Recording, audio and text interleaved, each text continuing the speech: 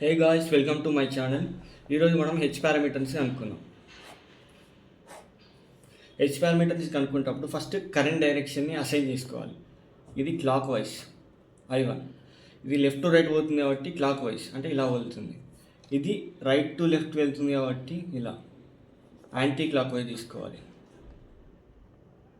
First of all H parameters అనగానే V1 equals to H11 I1 plus H12 V2, I2 equals to H21 I1 plus H22 V2.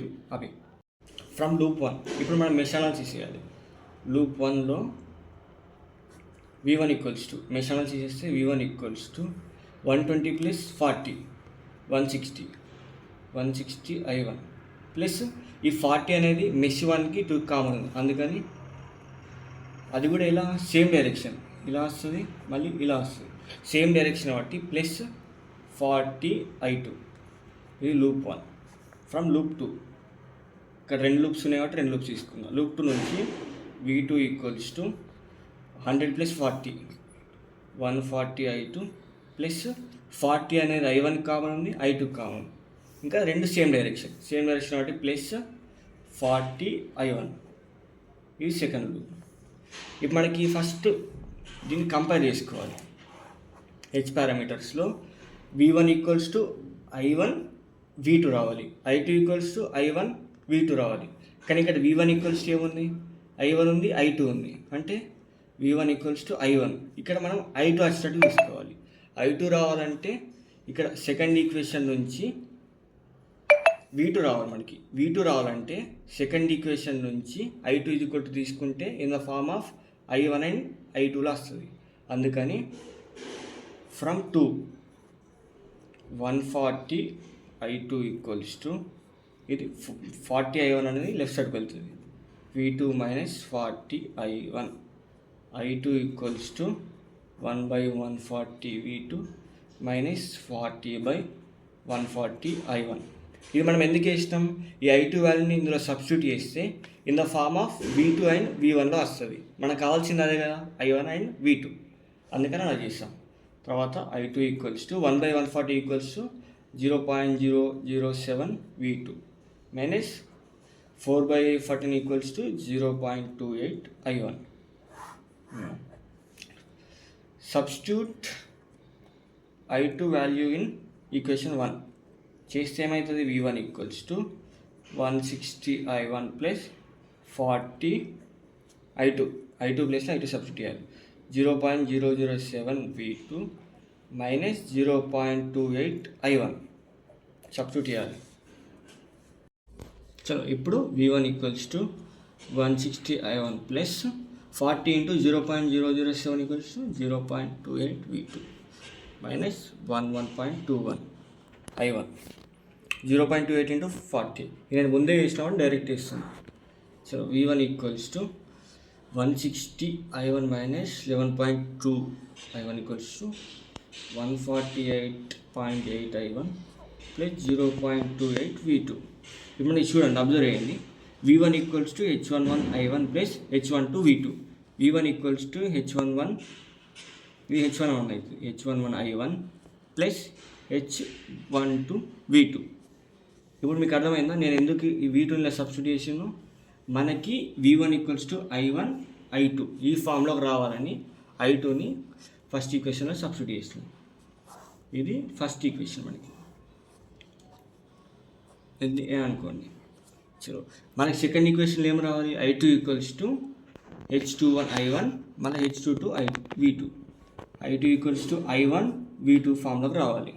కానీ ఇక్కడ ఏముంది, V2 equals to I1 I2 V2. చలో చూడండి, second equation same ఆ ఫామ్లో ఉంది, I1 V2 I2 ఈ ఫామ్లో ఉంది కాబట్టి దీన్నే ఇంటర్చేంజ్ చేసుకోవాలి. అంటే మనము I2 ఈక్వల్స్ ఉంది కాబట్టి I2 ఈక్వల్ తీసుకోవాలి. ఇక్కడ మనం ఆల్రెడీ చేసాం, I2 ఈక్వల్స్ టు ఆల్రెడీ చేసాం కాబట్టి I2 ఈక్వల్స్ టు I1ని ముందు రాసుకోవాలి. I2 ఉంది కాబట్టి I1ని ముందు రాసుకోవాలి. -0.28 I1 plus 0.007 V2. I2 equals to H21 I1. I2 equals to H21 I1. H21 I1 plus H22 V2. ఇది H22 అవుతుంది. ఇది ఒక ఈక్వేషన్. దీన్ని బి అనుకోండి. ఇందులో నుంచి H11 equals to 8. H11 H22 అంటే 0.28. ఇది ఓమ్స్, దీని వాల్యూ ఓమ్స్. V బై అంటే V1/I1 ఈక్వల్స్ టు ఓమ్ అవుతుంది. దీనికి యూనిట్స్ ఉండవు. ఇది H12. H21 ఈక్వల్స్ టు -0.28 అంటే కరెంట్ బై కరెంట్. ఇక్కడ V1/V2 ఉంటుంది అంటే VV క్యాన్సల్ అవుతుంది, అందుకని దీనికి యూనిట్స్ ఉండదు. సెకండ్ దాంట్లో H21 అంటే ఇక్కడ current by current -0.28 equals to I2/I1 current by current కాబట్టి దీనికి యూనిట్స్ ఉండదు. తర్వాత H22 equals to 0.007 current by voltage కాబట్టి ఓమ్ ఇన్వర్స్. ఇది మన హెచ్ పారామీటర్స్. దీన్ని బట్టి మనం ఇంకొకటి ప్రాబ్లం చేద్దాం రండి. ఇది కూడా మన ప్రీవియస్ ప్రాబ్లంలోనే 2 మెషెస్ ఉన్నాయి ఇందులో. ఫస్ట్ మనం ఏం చేయాలి, కరెంట్ డైరెక్షన్ అసైన్ చేసుకోవాలి. ఇది లెఫ్ట్ టు రైట్ వెళ్తుంది అంటే left to right clock wise direction. I2 అనేది రైట్ టు లెఫ్ట్ అంటే ఇలా యాంటీ క్లాక్ వైజ్ డైరెక్షన్. ఇదేమో ఇలా వస్తుంది. ఇది కూడా same direction. I1 same direction, I2 same direction. ఇక్కడ 2 మెషెస్ ఉన్నాయి కాబట్టి 2 లూపులు తీసుకోవాలి. లూప్ 1 ఇది మనం ఎందుకు find H parameters find out చేస్తుంది. లూప్ 1 తీసుకోవాలి. లూప్ 1 ఏంది, voltage drop equal to voltage rise. V1 equals to plus minus current flow from high voltage to low voltage అంటే ప్లస్ మైనస్ ఇట్లా ప్లస్ మైనస్ హై నుంచి low flow అవుతుంది. అందుకని 10 ఇది కూడా ప్లస్ మైనస్ రెండు హై కాబట్టి 10 + 3 13 I1. తర్వాత ఈ 10 అనేది ఫస్ట్ మెష్కి సెకండ్ మెష్కి కామన్ ఉంది. అది లేదా మళ్ళీ I1 I2 సేమ్ డైరెక్షన్, అందుకని ప్లస్ 10 I2. ఇది లూప్ 1. మళ్ళీ loop 2 equals to V2 voltage drop equals to voltage rise. V2 equals to ఇక్కడ కరెంట్ ఎలా యాంటీ క్లాక్ వైజ్ వస్తుంది అంటే ప్లస్ మైనస్. ఇక్కడ ప్లస్ మైనస్ అంటే కరెంట్ హై వోల్టేజ్ నుంచి లో వోల్టేజ్ ఫ్లో అవుతుంది. ఇక్కడ 2 ఉంటుంది, 2 ఓం రెసిస్టర్. ఇక్కడ ప్లస్ మైనస్ కరెంట్ అనేది ఇలా యాంటీ క్లాక్ వైజ్ ఫ్లో అవుతుంది. ఇవి రెండు ఇలా సేమ్ డైరెక్షన్ కాబట్టి 10 + 2 12 I2. ఇక్కడ చూడండి కరెంట్ ఏమో ప్లస్ నుంచి మైనస్ ఫ్లో అవుతుంది, ఇక్కడ ఉన్నది ప్లస్ నుంచి మైనస్ ఉంది అంటే ఇవి రెండు అపోజిట్ ఉన్నాయి కాబట్టి మైనస్ తీసుకోవాలి. -4 I1. తర్వాత ఈ 10 అనేది I1కి I2కి 2 మెష్లకు కామన్ ఉంది. అది కూడా I1 I2 సేమ్ డైరెక్షన్, అందుకని plus 10 I1. V2 equals to 10 - 4 6 I1 plus 12 I2. ఇది ఈక్వేషన్ 1, ఇది ఈక్వేషన్ 2. మనకు కావాల్సింది ఏంది, హెచ్ పారామీటర్స్ అంటే V1 equals to H11 I1 plus H12 V2. తర్వాత I2 equals to H21 I1 plus H22 V2. ఈ equation మనం ఫైండ్ అవుట్ చేయాలి.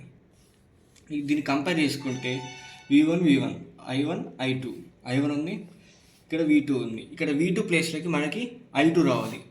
I2 రావాలంటే ఏం చేయాలి, సెకండ్ ఈక్వేషన్ల నుంచి I2 = రాసుకొని ఇందులో సబ్స్టిట్యూట్ చేస్తే in the form of I1 and V2 ఫార్మ్లో వస్తుంది. అందుకని from 12 I2 equals to V2 - 6 I1. 12 I2 equals to 6 I1ని లెఫ్ట్ సైడ్ పంపిస్తే మైనస్ అవుతుంది. I2 ఈక్వల్స్ టు 1/12 V2 - 6/12 అంటే 1/2 I1. I2 equals to 1/12 equals 0.08 V2 minus 1/2 equals to 0.5 I1. దీన్ని equation ఏ అనుకోండి. నేను వచ్చిన I2 వాల్యూని ఫస్ట్ ఈక్వేషన్ సబ్స్టిట్యూట్ చేద్దాం. V1 equals to 13I1 plus 10. I2 value substitute అయితే ఏమవుతుంది? 0.08 V2 మైనస్ 0.5 I1. వచ్చిన I2ని ఫస్ట్ ఈక్వేషన్ V1 ఈక్వల్స్లో సబ్స్టిట్యూట్ చేసిన. V1 equals to 13I1 plus 0.8 V2 minus 5I1. V1 equals to 13 minus 5 8I1 plus 0.8 V2. ఇక్కడ ఏముంది? Compare చేసుకోవాలి. V1 I1 V2, V1 I1 I2, sorry ఈక్వేషన్తో compare చేసుకోవాలి. V1 I1 V2, V1 I1 V2 same ఉన్నాయి కాబట్టి V1 equals to H11 I1 plus H12 V2. ఇది ఏమవుతుంది? H11, ఇది H12 V2. Okay, మనకు ఒక ఈక్వేషన్ వచ్చేసింది. ఇంకొకటి కావాల్సింది ఏంటి? Second equation. సెకండ్ ఈక్వేషన్ ఏం కావాలి? I2 equals to I1 plus I2 V2. Second equation ఏది? I2 ఈక్వల్ టు తీసుకున్నాం. I2 equals to I1 V2 from ఏ ఇందులో నుంచి I2 equals to minus 0.5 I1 plus 0.08 V2. ఇందులో నుంచి ఈ ఈక్వేషన్ రాసుకున్నాం. ఇక్కడ కంపేర్ చేసుకుంటే I2 equals to H21 I1 plus H22 V2, I2 equals to H21 I1 plus H22 V2. ఇందులో నుంచి మనం H పారామీటర్స్ రాస్తాం. H11 equals to 8 ohms voltage by current ohms. H12 equals to 0.8 voltage by voltage cut అవుతుంది కాబట్టి దీనికి units ఉండవు. తర్వాత H21 equals to minus 0.5 current by current units ఉండవు. H22 equals to 0.08 ohm inverse. Ohm inverse ఎందుకు? Current by voltage కాబట్టి ohm inverse. ఇది మనకి హెచ్ పారామీటర్స్ ఇవన్నీ. ఓకే, ఇప్పుడు ఈ సర్క్యూట్ని అనాలిసిస్ చేద్దాం. ఇందులో ఏమైనా 3 లూప్స్ ఉన్నాయి, అందుకని ఫస్ట్ కరెంట్ డైరెక్షన్ అసైన్ చేసుకోవాలి. ఎందుకు? Find H parameters. హెచ్ పారామీటర్ని ఫైండ్ అవుట్ చేస్తున్నాం. Current direction I1 flows from left to right, అందుకే ఇలా ఫ్లో అవుతుంది కాబట్టి దీన్ని క్లాక్ వైజ్ తీసుకుంటాం. I2 flows from right to left, anti clock wise తీసుకుంటాం. మనం జనరల్గా ఇక్కడ థర్డ్ మెష్ని సేమ్ I1 ఏ డైరెక్షన్లో వెళ్తుందో ఆ డైరెక్షన్లో తీసుకోవాలి. I3 ఈక్వల్స్ టు ఫస్ట్ మనము హెచ్ పారామీటర్స్ కాబట్టి హెచ్ పారామీటర్ ఈక్వేషన్ రాసుకోవాలి. V1 equals to H11 I1 plus H12 V2, మళ్ళీ I2 equals to H21 I1 plus H22 V2. మనం ఫైండ్ అవుట్ చేయాల్సిన ఈక్వేషన్స్ ఇది. ఈ ఈక్వేషన్ నుంచి ఈ H11, H12, H21, H22 values find out చేస్తాం. ఫస్ట్ లూప్ 1 మనం జనరల్ అన్నిటికీ same method. First loop find out చేయాలి. 3 ఈక్వేషన్స్ ఉన్నాయి కాబట్టి ఫస్ట్ జెడ్ పారామీటర్స్ని ఫైండ్ అవుట్ చేయాలి. First find Z parameters. Z parameters అంటే ఏంటిది? V1 equals to Z parameters Z11 I1 plus Z12 I2. తర్వాత V2 equals to Z21 I2 plus Z22 I2. Sorry, ఇక్కడ I1 వస్తుంది. First Z parameters find out చేస్తే అందులో నుంచి మనం H పారామీటర్స్కి convert చేస్తాం. ఫస్ట్ మనం ఇది ఫైండ్ అవుట్ చేయాలి. మనం యాజ్ యూజువల్గా ఫస్ట్ మెష్ ఈక్వేషన్ రాసుకోవాలి. లూప్ 1 నుంచి loop 1 equals to voltage drop equals to voltage rice, current flows from hire voltage to lower voltage. Loop assign చేసుకున్నాం. V1 equals to 3I1, 2 + 1 3I1. తర్వాత ఏంది? ఈ 2 అనేది మెష్ 1కి 3కి కామన్గా ఉంది. అది కూడా ఎలా? I1 ఏమో ఇలా వస్తుంది, I2 ఏమో ఇలా. అంటే రెండు అపోజిట్ డైరెక్షన్ ఉన్నాయి కాబట్టి నెగిటివ్. -2I3 రెండు అపోజిట్ డైరెక్షన్లో ఉన్నాయి కాబట్టి -3 అవుతుంది. దీన్ని 1 అనుకోవాలి. ఫ్రమ్ లూప్ 2లో V2 ఈక్వల్స్ టు లూప్ 2 ఇది V2 ఈక్వల్స్ టు 4i2 మళ్ళీ I3 ఈ 4 అనేది 4 ohms I3కి I2కి కామన్ ఉంది. I3 ఇలా వస్తుంది డైరెక్షన్, I2 కూడా సేమ్ డైరెక్షన్, ఇలా సేమ్ డైరెక్షన్ అంటే పాజిటివ్ ప్లస్ 4i3 ఇది సెకండ్ ఈక్వేషన్. తర్వాత లూప్ 3 నుంచి లూప్ 3లో వోల్టేజ్ లేదు కాబట్టి 0 ఈక్వల్స్ టు 4 + 2 + 2 4 5 6 7 8i3 -2i1. ఈ 2 అనేది I1కి I3కి కామన్ ఉంది. ఇంకా I1 I3 అపోజిట్ డైరెక్షన్ కాబట్టి నెగిటివ్ -2i1 ప్లస్ ఎందుకు ఈ 4 అనేది మెష్ 2కి 3కి కామన్ ఉంది, అది కూడా I2 I3 సేమ్ డైరెక్షన్లో ఉంది, అందుకని ప్లస్ 4i2. ఇప్పుడు మనకి 3 ఈక్వేషన్స్ వచ్చాయి. ఫస్ట్ మనం 3 ఈక్వేషన్లు ఉన్నప్పుడు జెడ్ పారామీటర్ ఫైండ్ అవుట్ చేయాలి. జెడ్ పారామీటర్స్ ఏంది? V1 equals to Z11 I1 plus Z12 I2. V1 equals to I1 I2 find out చేయాలి. ఇక్కడ ఏముంది? V1 ఈక్వల్స్ టు I1 ఉంది, I3 ఉంది, కానీ ఈ ప్లేస్లో మనకి ఏం కావాలి? I2 రావాలి. I2 రావాలంటే ఏం చేయాలి? ఇక్కడ ఈక్వేషన్ 3 నుంచి I3 ఈక్వల్ టు తీసుకొని I3 ఈక్వల్ తీసుకుంటే ఏమవుతుంది? In the form of I1 I2లో వస్తుంది మనకి ఈక్వేషన్. వచ్చిన I3 వాల్యూని ఇందులో సబ్స్టిట్యూట్ చేస్తే మనకి I1 I2లో వాల్యూ వస్తుంది. అందుకని ఫ్రమ్ 3 I3 ఈక్వల్స్ తీసుకొని 8i3 equals to 2i1 -4i2. 8i3 తీసుకొని ఈ 2i1ని లెఫ్ట్ సైడ్ పంపించినాం, 2i1 ఇది అటు వెళ్తే -4i2. ఇప్పుడు I3 ఈక్వల్స్ టు 2/8 అంటే 2 అంటే 2 4i1 -4/8 అంటే 1/2 I2. I3 equals to 1/4 equals to 0.25 I1 -1/2 equals to 0.5 I2. I3 equal to మనకు వాల్యూ వచ్చింది, దీన్ని ఏ అనుకోండి. Put I3 value in 1. వచ్చిన I3 వాల్యూని ఈక్వేషన్ 1లో సబ్స్టిట్యూట్ చేస్తే మనకి V1 equals to I1 I2 ఈ ఫార్ములాకి వస్తుందని ఇలా చేసాం. సబ్స్టిట్యూట్ చేస్తే ఏమవుతుంది? V1 equals to 3i1 -2i3. I3 ప్లేస్లో 0.25 I1 -0.5 I2. V1 equals to 3i1 2 × 0.5 అంటే 0.5 I1 ప్లస్ 0.5 × 2 1 అవుతుంది అంటే I2. V1 equals to 3 - 0.5 2.5 I1 plus 1 I2. దీన్ని 1 అనుకోండి. ఇది జెడ్ పారామీటర్స్, సేమ్ దీన్ని కంపేర్ చేసుకోండి. Z parameters V1 equals to Z11 I1 plus Z12 I2.